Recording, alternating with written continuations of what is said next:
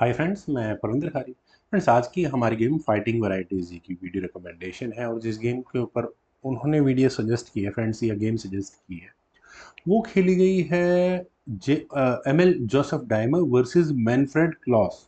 Friends, Manfred Klaus के बारे में मुझे बहुत ज़्यादा कुछ खास नहीं पता लगा, सिवाय इसके कि ये जर्मनी के खिलाड़ी थे। इनके डाटाबेस में मैनफ्रेड क्लॉस की कुल मिलाकर 13 गेम खेली गई हैं और 13 की 13 गेम एमएल जोसेफ डाइमर के साथ खेली है।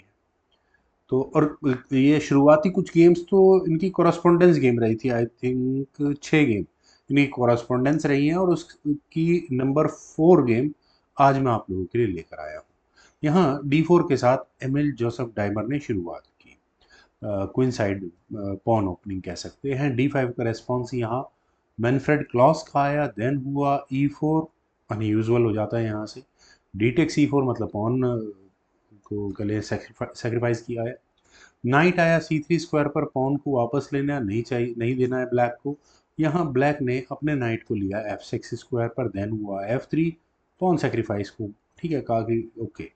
ई takes F3, knight takes F3। इस ऐसा करने के बाद यहाँ वाइट की डेवलपमेंट बिल्कुल काफ़ी तेज़ी से आगे आई है। G6 ब्लैक ने खेला, देन हुआ bishop C4, bishop G7, night गया यहाँ E5 स्क्वायर पर। वैसे तो यहाँ मेरे ख्याल से दोनों खिलाड़ियों के पास कैसल करने के लिए बिल्कुल सही समय था, लेकिन फिलहाल जोसेफ यहाँ डायरेक्टली F7 पॉन पर अटैक बना रहे हैं। तो कह सकते हैं या तो आप ई पॉन आगे पुश कीजिए या फिर सीधा सीधा कैसल कर लीजिए।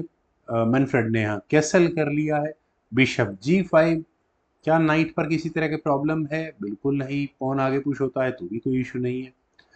खैर, ब्लैक अब क्या करे? ब्लैक के लिए मेरे ख्याल से डेवलपमेंट ज़्यादा ज़रूरी थी। नाइट का C6 स्क्वायर पर निकल कर आना सही था। नाइट C6 होता है तो क्या नुकसान है ब्लैक को?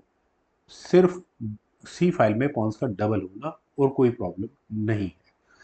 खैर, यहाँ खेला गया knight eight B goes to D7। अच्छा, नाइट डेवलप हुआ है लेकिन D7 स्क्वायर पर, C6 स्क्वायर पर नहीं। ये भी सही है। वाइट ने अब यहाँ कैसल किया, देन हुआ C5, और यहाँ ठीक है, पॉन को डिफ्लेक्ट कराने की कोशिश है, removing the defender. Night x F7 friends, मैं नाइट एक्स D7 एक्सपेक्ट कर रहा था। और यहाँ पर आप बिल्कुल F7 पॉन पर जो अटैक था उसे एक्सप्लॉइट करने की पूरी कोशिश है वाइट।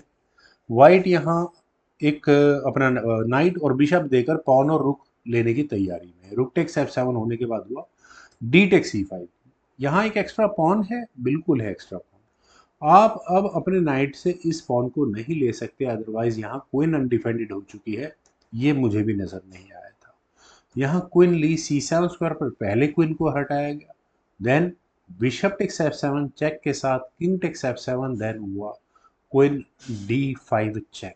और क्वीन के D5 स्क्वायर पर आने के बाद चेक के साथ अब किंग को हटाना होगा, एग्जैक्टली हटाना होगा। किंग यहाँ गया F8 स्क्वायर पर, और इसके बाद खेला गया नाइट E4। यहाँ F6 स्क्वायर पर रखा हुआ नाइट फिलहाल के लिए पिन है, बिल्कुल है। ये जो एक्स्ट्रा पॉन ऐसा नहीं कोई चमत्कार हो गया, एक्स्ट्रा पॉन जो है यहाँ पर अब ठीक ठाक है। वाइट डिफेंस भी कर चुका है, ये भी ठीक है। खैर, अगर सिचुएशन थोड़ी लगे अजीब व गरीब सी, कंफ्यूजन भरी, तो ज़्यादा बेहतर होता है कि आप थोड़ा बहुत मेटेरियल एक्शंस कर लें। ब्लैक के पास बिल्कुल लीड है, कोई दिक्कत नहीं है। Queen C6 was best option. Queen actions अगर यहाँ होती हैं तो इससे अच्छा कुछ हो नहीं सकता। खैर, यहाँ खेला गया A5 का मूव। शायद कहीं ना कहीं दिमाग में रहा होगा कि बी पॉन कहीं आगे जाकर वाइट पुश कर सकता है, ठीक है। देन रुक F2। वाइट का इरादा तो अपने रुक्स की बैटरी तैयार करके बिल्कुल गेम में डोमिनेशन का है। फिलहाल F6 स्क्वायर पर कोई प्रॉब्लम है नहीं, पॉन का 1, बिशप का 2 और नाइट का 3, तीन डिफेंसेस हैं। वहीं 1, 2 और 3, तीन अटैक है, चौथा अटैक लगाने की तैयारी है वाइट की। तो ब्लैक ने यहाँ चौथा डिफेंस करने के लिए अपने रुक को निकाला A6 स्क्वायर, और रुक अटैक गोज टू F1। ठीक है, इक्विलिब्रियम आ चुका है। रुक आया C6 स्क्वायर पर, पॉन पर अटैक। आप पॉन को बचाओ पहले तो, लेकिन नहीं, बिशप टेक्स F6 किया यहाँ पर। अब मेटेरियल एक्सचेंज चूंकि F6 स्क्वायर पर होना शुरू हो चुका है, तो अब किस तरह से कंप्लीट किया जाए? आई थिंक मेजर पीस को लेना चाहिए था, बिशप टेक्स F6 ही करना चाहिए था। यहाँ से अगर ये गेम आगे बढ़ती है, आप पॉन को लेते हैं, जी पॉन आगे पुश कर लो, कुछ इस तरह से अटैक बनाने की कोई, चलिए G4 अगर कर भी लिया गया, देन नाइट टेक्स C5 हो जाएगा, नाइट टेक्स F6, ई takes F6, rook takes F6 check, rook takes F6, okay बिल्कुल, यहाँ एक नाइट एक्स्ट्रा होगा, ठीक है, गेम मेरे हिसाब से इक्वली कंसीडर की जाएगी, दोनों खिलाड़ियों के पास अपने अपने फायदे अपने अपने नुकसान होंगे। खैर, यहाँ खेला गया ई टेक्स F6, ई टेक्स F6 होने के बाद नाइट आया G5 स्क्वायर पर, और यहाँ इसकी पिन, इस पॉन की पिन को का पूरा पूरा फायदा उठाया है। अब ये नाइट अगले मूव में क्या करने वाला है, ये चेक क्लियर नजर आ रही है। अब देखिए, नाइट टेक C5, अदर रुक टेक C5, जो चाहे वो किया जा सकता है, इसमें तो कोई दो राय नहीं है। नाइट टेक C5 शायद बेहतर होता, यहाँ से अगर ये गेम आगे बढ़ती है तो देखिए नाइट टेक H7 चेक तो मुझे नजर आ रहा है, किंग E7, गेम लगभग ऐसी ही खेली गई थी। खैर, गेम पर चलते हैं। यहाँ खेला गया नाइट E5, नाइट के E5 स्क्वायर पर आने के बाद यहाँ वही खेला गया नाइट टेक्स H7।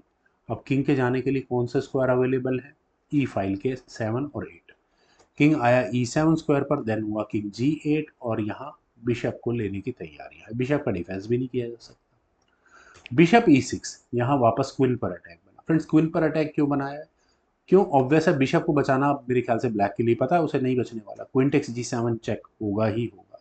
अब इस चेक से बचने के लिए या तो अपने नाइट को बीच में, अच्छा ओके, पॉन का भी दिक्कत है, बिशप भी बीच में लगा, ताकि रुक का भी यहाँ डिफेंस हो चुका है, बिल्कुल सही है। देन हुआ क्वीन F8 चेक। फ्रेंड्स, यहाँ से अभी किंग कहाँ जाए, सिर्फ और सिर्फ D7 स्क्वायर पर, ये जो पॉन, अनोइंग पॉन रखा हुआ ना बहुत देर से, इसने परेशान किया हुआ है। देन हुआ रुक D1 चेक, और फ्रेंड्स, क्या आपको ये चेकमेट नज़र आ गई है? अगर नहीं आई तो किंग के जाने के लिए बचा हुआ है सिर्फ E6 स्क्वायर। देन यहाँ खेला गया रुक टेक्स F7 चेक, और अब क्या इस किंग के जाने के लिए कोई स्क्वायर अवेलेबल है? बिल्कुल भी नहीं, इसे कहेंगे चेकमेट। फ्रेंड्स, बहुत अच्छा, मैं कहूँगा कि किंग का क्या कहूँ, फंसाने के लिए अच्छा सा ट्रैप लगाया है। उम्मीद है आप सभी लोगों को भी ज़रूर पसंद आया होगा। तो आप लोग वीडियो को लाइक, शेयर, यूट्यूब चैनल को सब्सक्राइब प्लीज़ ज़रूर करें। कमेंट सजेशंस का मुझे बेहद इंतजार रहेगा। Thank you for watching. Bye.